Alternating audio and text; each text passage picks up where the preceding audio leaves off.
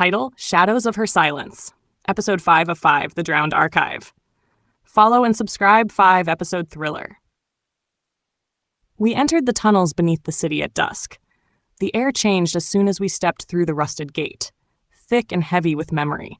The walls sweated with age, their stones etched in unreadable glyphs that pulsed when Eva passed them. The descent was long, deeper than anything natural. Our flashlights flickered as if time itself tried to erase their glow. "Are you sure this leads to the archive?" I asked Ronan. "It leads somewhere," he said, and the map said it was sealed with silence. We walked in silence, until silence became pressure. 2 hours down, we reached a corridor where the walls became mirrors. Cracked, twisted, yet somehow clearer than any glass above. Each showed us, not as we were, but as we feared we could become. Eva saw herself alone, hollow-eyed, standing over my corpse. I saw myself as Caelan, kneeling in broken armor, blood on my hands, surrounded by ash. Ronan saw himself burning and smiling. Aldara didn't look. "These are shards," she said, "fragments of fallen paths. The archive lies beyond them. Do not touch them." We didn't, but they watched us anyway. The archive's door was a circle of obsidian and silver, inscribed with the same sigils Caelan had bled onto the mirror. Eva reached out. Her pendant pulsed. The door hissed and unsealed. Inside was not a room, but a world. Rows of floating mirrors, books that breathed, statues of people in agony, frozen mid-scream, mid-prayer. "This isn't a library," I whispered. "It's a tomb." Aldara nodded. The lustrate didn't just record knowledge. They stored it in pieces of themselves, their memories, their pain. Eva touched a mirror. It rippled, and we were pulled in. Inside the mirror, we stood in a battlefield of reflections. Echoes of the past played around us. Wars against the Hollow, desperate rituals, failed rescues. Then we saw Caelan, younger, full of fire, leading others like us, falling, failing, losing one by one. We followed the memory to its end, Caelan alone, standing before a mirror with runes carved in his flesh. He looked up, straight at me. "You made it further than I did," he said, "but you'll still fall, unless you break the pact." "What pact?" I asked. "The one that binds your soul to mine, the one that lets me live again through you." We were thrown from the mirror. Eva screamed. Ronan collapsed. The archive shook. Whispers flooded from every book. The statues wept blood. And something rose from the deepest shadows. A shape, shifting, wearing faces. All of ours, the Hollow itself. It didn't attack, it spoke. "You seek to remember, we seek to forget. Let us help you. Let us erase what binds you." Aldara stepped forward. "You can't erase what remembers itself." She held up her blade. The Hollow recoiled. Then Eva moved. She pressed her pendant into one of the archive's core mirrors. Light erupted, and the truth poured out. Eva's voice echoed. "I was born from this place, not just into the Hollow, but because of it. My mother was lustrate. My father was lost to the echoing. I am the tether between realms." The Hollow screamed. Mirrors cracked, but Eva stood tall. "I remember who I am, and I choose not to be erased."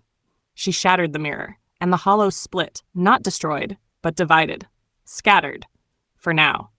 The archive quieted. We gathered what remained, a map to the final gate, the true gate, the place where it all began, and where it had to end, Caelan's final resting place. The path to the final gate wasn't on any map. It revealed itself only to those who bore the mark of memory. Each of us did now, Eva by birth, Aldara by lineage, Ronan by choice, and me by something deeper, a tether that stretched across time and identity. Caelan's memory lived in my bones. As we approached the final chamber, a cavern of spiraled obsidian and floating shards, we understood one truth.